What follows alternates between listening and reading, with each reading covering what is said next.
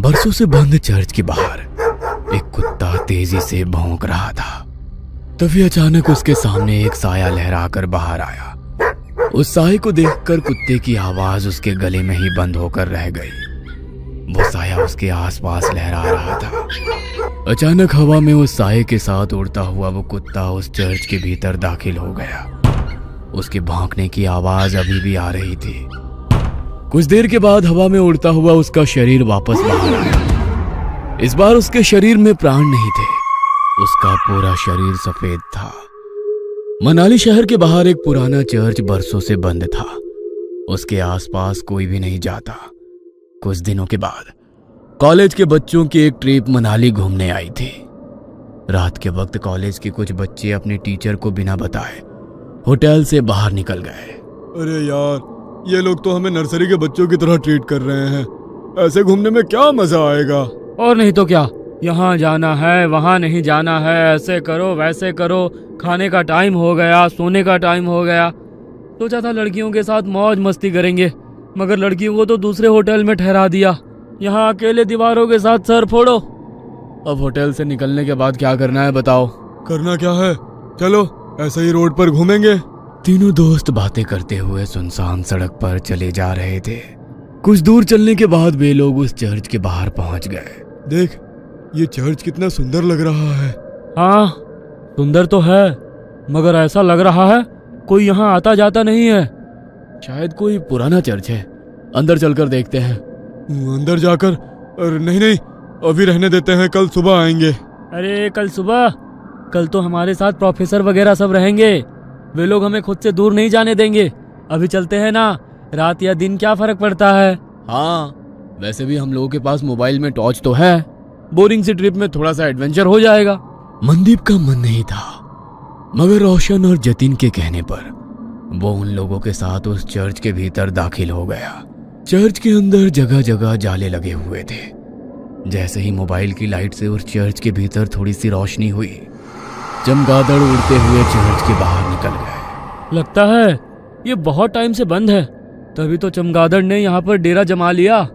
यार, मुझे यहाँ की वाइब्स कुछ ठीक नहीं लग रही है, हम लोग चलते हैं। कहते हुए मनदीप पलटकर दरवाजे से बाहर निकलने वाला था।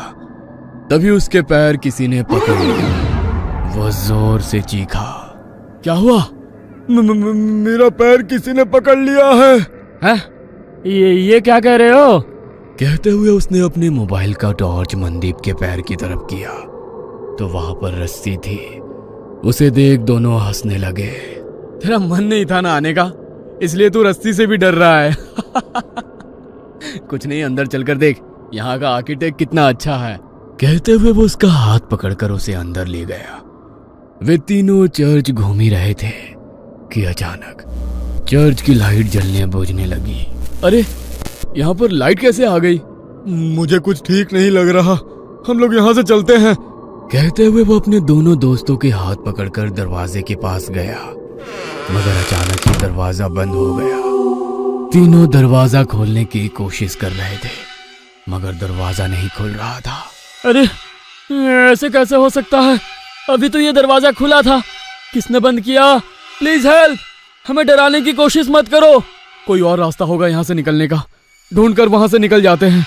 कहते हुए जतिन जैसे ही पलटा, दहशत के कारण उसकी आंखें फटी की फटी रह गई। उसने देखा उसके सामने एक नन खड़ी हुई थी। वो अपनी बड़ी बड़ी लाल आंखों से उन लोगों को घूरने लगी। ये क्या बला है, भागो यहाँ से। जैसे ही मनदीप ने उन लोगों को भागने को कहा, वो नन धुआं बनकर गायब हो गई। हैं? अब ये कहाँ गई? रोशन और मनदीप उसे इधर उधर ढूंढने लगे। तभी अचानक उन्होंने देखा कि जतिन जमीन पर रेंग रहा था। उसकी आंखें नन की तरह ही लाल थी, चेहरा पूरा सफेद और हाथ पैरों की चमड़ी जली हुई। उसे देखकर वे दोनों डर गए और चीखते हुए वहां से बाहर निकलने की कोशिश कर रहे थे, मगर उन्हें चर्च से बाहर निकलने का कोई रास्ता नजर नहीं आ रहा था। दोनों डरकर एक कोने में खड़े थे। जतिन तेजी से छिपकली की तरह रेंगता हुआ उनकी तरफ बढ़ा और उन लोगों को देख अपनी जीभ लपलपाता रहा। कभी जतिन का चेहरा नजर आता तो कभी उस नन का। हमने तुम्हारा क्या बिगाड़ा है? छोड़ दो हमारे दोस्त को, हमें यहाँ से जाने दो प्लीज, हमें यहाँ से जाने दो, हम कभी यहाँ नहीं आएंगे। कहते हुए मनदीप ने उस नन के आगे हाथ जोड़ लिए। नन उसे देख मुस्कुराने लगी। उस नन ने मनदीप का हाथ पकड़कर उसे अपनी ओर खींचने की कोशिश करी, मगर मनदीप के हाथ में गुरुद्वारे का पवित्र कड़ा था। उसे छूते ही नन को तेज झटका लगा और वो जमीन पर गिर गई और वो नन धुआं बनकर जतिन के शरीर से बाहर निकल गई। जतिन बेहोश जमीन पर पड़ा था। रोशन उसको होश में लाने की कोशिश करने लगा। जतिन जल्दी उठ जा, हमें यहाँ से निकलना होगा। जतिन प्लीज उठ जा। तुम लोगों को क्या लगता है कि तुम लोग इससे बच सकते हो? नहीं, तुम लोग अब उसके शिकार हो, यहां से बचकर नहीं जा सकते हो। वैसे भी यहां कोई नहीं आता। यहां गलती से कोई जानवर भी आ जाता है तो वो उसे नहीं छोड़ती। फिर तुम लोग तो इंसान हो, तुम लोगों का मरना तय है। मगर ना जाने क्यों मुझे आज ऐसा लग रहा है कुछ अलग होने वाला है। फादर कुछ और कह पाते, उसके पहले ही उसने रोशन का गला पकड़ लिया। उसकी सांसें घूटने लगी। वो कातर नजरों से मनदीप की तरफ देखकर चिल्लाकर बोला, मनदीप चले जाओ यहाँ से, भागो। तुम्हारे पास गुरुद्वारे की पवित्र शक्ति है, ये तुम्हें कुछ नहीं कर सकती है। भाग जाओ। मैं तुमको छोड़कर कहीं नहीं जाऊंगा। मैं कह रहा हूँ ना, तुम चले जाओ यहाँ से, चले जाओ। रोशन बार बार उसे जाने के लिए कह रहा था, मगर नन की पकड़ उसके गले पर तेज हो गई। उसके नाखूनों से उसके गले में गड्ढा हो गया। गले से बहते हुए खून को वो नन जीभ लंबी कर कर चाटने लगी। रोशन छटपटा रहा था। मनदीप को समझ में नहीं आ रहा था कि वो क्या करे। एक और वो नन तो दूसरी तरफ उसके दोस्त। तभी उसके दिमाग में एक विचार आया। उसने अपने हाथ का कड़ा निकाला और एक हाथ में कड़ा और दूसरे हाथ में कृपाण ले वो जोर से बोला, वाहे जी का खालसा, वाहे जी की फतेह, जो बोले सो निहाल, सत श्री अकाल। मनदीप ने वो कड़ा नन के हाथों में डाला और सीने में कृपाण डाली। वो नन छटपटाने लगी। उसने रोशन की गर्दन छोड़ दी। हवा में लहरा रहा रोशन जमीन पर गिर गया। उस नन के सीने से काला गाढ़ा सा अजीब पदार्थ बह रहा था। जतिन अभी तक बेहोश था। मनदीप को मदद चाहिए थी, मगर उसके पास मदद के लिए कोई नहीं था। उसकी नजर यीशु की मूर्ति पर पड़ी। हे यीशु, मुझे तेरी प्रार्थना नहीं आती है, मगर तेरे घर में शैतान तेरे बंदों पर कैसे हावी हो सकता है? हमारी मदद करो। कहते हुए उसकी आंखों में आंसू आ गए। तभी एक चमत्कार हुआ और बरसों से बंद वो चर्च अचानक से रोशन हो गया। फादर ने दो नन को बुलाया। नन ने घायल रोशन और जतिन का इलाज शुरू किया।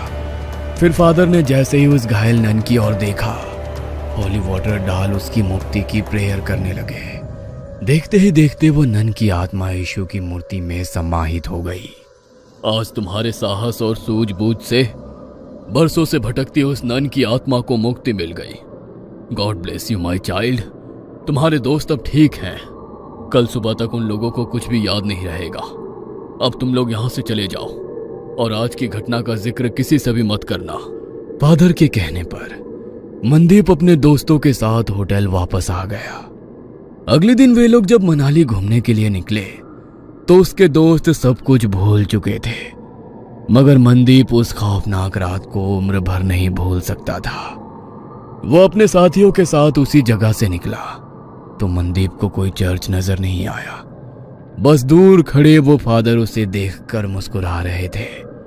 उन्होंने उसके ऊपर होली वाटर डाला तो मनदीप भी कल रात की वो बातें भूल गया। मगर मनाली के लोग उन लोगों को कभी भूल नहीं सकते हैं, क्योंकि उनके कारण ही तो उन्हें इविल नन से छुटकारा मिला था। ये कहानी आपको अच्छी लगी हो तो हमें सब्सक्राइब करें, हमारा इंस्टाग्राम और फेसबुक पेज जरूर फॉलो करें। और हाँ दोस्तों, सब्सक्राइब करना भूलना मत।